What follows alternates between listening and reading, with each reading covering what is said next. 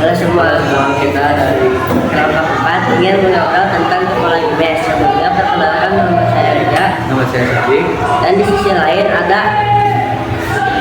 ada anggota lainnya, yaitu Anum, Ania, Marwa, dan Terry. Terus ada yang lain juga selain menjaringan topologi mesh, ada yang lain juga. Jadi topologi mesh itu apa aja? Topologi mesh yaitu tipe jaringan yang dimana setiap perangkat terhubung dan langsung dengan satu atau lebih jalur komunikasi. Ini meningkatkan keandalan karena data bisa mengalir lewat ether. Yang jelas kesannya ribet ya, soalnya kalau sebuah perangkat harus terhubung satu sama lain, supaya nggak harus berapa banyak kabel yang harus dibutuhkan. Tapi di sisi lain, ini juga bikin jaringan jadi sangat reliable. Kalau ada jalur yang rusak, data masih bisa lewat jalur lain, jadi gak gampang doang. Yes, itu dia yang disebut fault tolerance. Kalau misalnya di topologi lain kayak star, kalau utama switch rusak semua koneksi langsung mati. Tapi di topologi mesh ini nggak bakal terjadi karena data bisa menemukan jalur alternatif. Ini penting banget buat jaringan yang nggak boleh ada gangguan. Nah, misalnya jaringan komunikasi, militer atau sistem kesehatan. Setuju banget, tapi meskipun kelihatan ideal, gak semua jaringan pakai topologi mesh. Kenapa coba? Simpelnya sih, kalau biayanya mahal. Bayangin aja kalau kamu punya 10 perangkat dan tiap perangkat harus terhubung dengan kabel banyak banget ya. Kan makanya kabel banyak banget kan, makanya topologi mesh ini lebih sering dipakai di lingkungan yang memang butuh koneksi reliable banget dan punya anggaran lebih kayak jaringan backbone ISP atau sistem sensor di smart city. Benar banget, apalagi kalau ngomongin topologi masih full mesh, di mana semua perangkat terhubung satu sama lain tanpa kecuali. Tapi ada juga yang namanya panjang mesh, di mana cuma beberapa perangkat yang terhubung langsung. Ini lebih hemat biaya dan kabel. Nah, ini menarik nih. Misalnya di kantor besar, mereka biasanya pakai partial mesh di lantai yang banyak servernya. Jadi server penting terhubung langsung ke beberapa router atau switch. Tapi perangkat lain terhubung lewat jalur yang lebih simpel. Ya, itu strategi yang sering dipakai buat nge-balance antara performa dan biaya. Tapi sekarang udah mulai banyak juga yang pakai wireless mesh, yang mana nggak butuh banyak kabel. Misalnya di rumah dengan sistem wifi mesh kayak Google Mesh atau Google Link. Pernah pakai nggak? Oke, dia pernah wireless mesh ini karena jadi setiap router kecil di rumah saling terhubung secara nirkabel. Kalau kamu pindah ruangan, misalnya dari ruangan tamu ke kamar, sinyal wifi tetap stabil karena perangkat mesh otomatis memilih jalur terbaik buat data kamu. Nah, ini juga yang bikin teknologi ini jadi populer buat area luas atau bangunan dengan banyak tembok penghalang. Kamu nggak perlu khawatir soal sinyal putus-putus. Tapi ngomong-ngomong, ada kelemahan dari sistem wireless nggak sih? Ada dalam salah satunya latency atau jeda pengiriman data bisa jadi masalah kalau perangkat mesh terlalu banyak dan jaraknya berjauhan. Soalnya data harus lompat dari satu mode ke lainnya, dan kalau udah banyak mode, jedanya bisa makin panjang.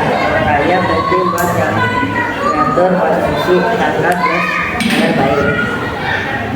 Ya, selain itu pada terlalu banyak jaringan yang terhubung dalam satu jaringan, performa bisa turun karena saling berebut sinyal. Makanya buat jaringan besar masih lebih sering pakai komunikasi kabel dan kabel lebih stabil. Setuju banget. Jadi kesimpulannya topologi mesh ini cocok buat jaringan yang butuh reliabilitas tinggi dan punya anggaran lebih. Tapi buat jaringan yang lebih kecil mungkin bisa pertimbangkan topologi lain yang lebih sederhana kayak star atau ring. Benar banget, tapi kalau kalian yang dengerin sekarang yang memikir buat bikin jaringan di kantor atau rumah dengan cakupan luas, jangan ragu buat coba topologi mesh. Terutama yang wireless mesh, praktis dan gak ribet sama sekali.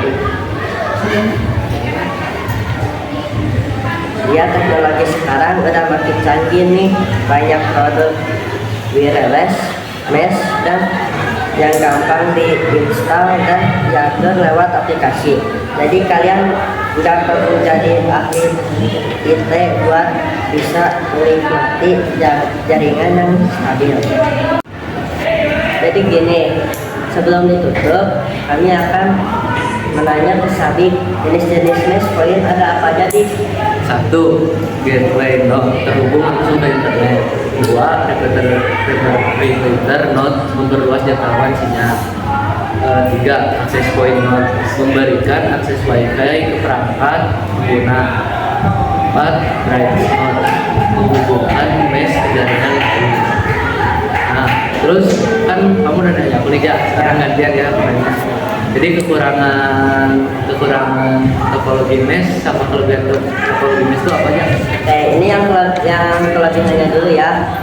1. Toleransi kesalahan tinggi. 2. Jalur data alternatif tersedia. 3. Transfer data cepat. 4. Keamanan jaringan lebih baik. 5. Tidak ada bottleneck. 6. Stabilitas tinggi. 7. Mudah mendeteksi dan memperbaiki masalah. 8. Mengurangi resiko gangguan koneksi. Dan ini kekurangan topologi mesh yaitu 1. Biaya pemasangan mahal. 2. Menggunakan kabel dan perangkat lebih banyak. 3. Instalasi kompleks. 4. Perawatan rumit. 5. Membutuhkan lebih banyak uang. 6. Konfigurasi sulit. 7. Boros daya dan sumber daya. 8. Kurang efisien untuk jaringan kecil. Nah, cara kerja topologi mesh kayak gimana? Setiap perangkat itu terhubung langsung dengan beberapa perangkat lain. Data dikirim melalui jalur terbaik atau rute terpendek. Jika satu jalur gagal, data dialihkan ke jalur alternatif yang tercepat atau yang terpendek juga. Jadi kalau misalnya ada yang putus nih, dia tuh langsung dari yang alternatif. Terus perangkat yang digunakan buat topologi mesh itu apa? Oke, 1 ada router, 2 switch, 3 hub, 4 repeater, 5 modem, dan 6 ada kabel jaringan. Contoh-contoh topologi mesh sudah apa aja? Jaringan kabel besar, jaringan data center, jaringan wifi rumah cerdas atau warnet, jaringan penyedia layanan internet atau ISP. ISP. Pemasangan topologi mesh bisa sampai 30 orang. Topologi ini besar dong. Dan dipakai beberapa perusahaan ini. Ada beberapa perusahaan yang memakai topologi mesh. Apa aja perusahaan yang memakai topologi mesh? Itu ada perusahaan jaringan komunikasi, ada penyedia wifi dan perangkat konsumen, terus ada perusahaan LOT dan smart home. 4. Ada data center dan cloud computing. 5. Ada perusahaan penyediaan jaringan untuk industri.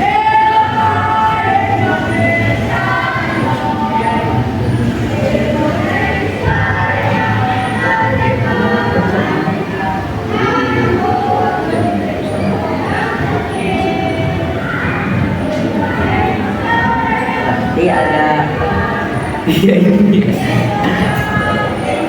berarti perusahaan jaringan dan telekomunikasi ada Cisco, terus Juniper Network, juga ada Huawei. Dan kalau penyediaan WiFi dan perangkat konsumen ada Google atau Google Net WiFi, ada Netgear atau Orbi, ada TP-Link atau Deco.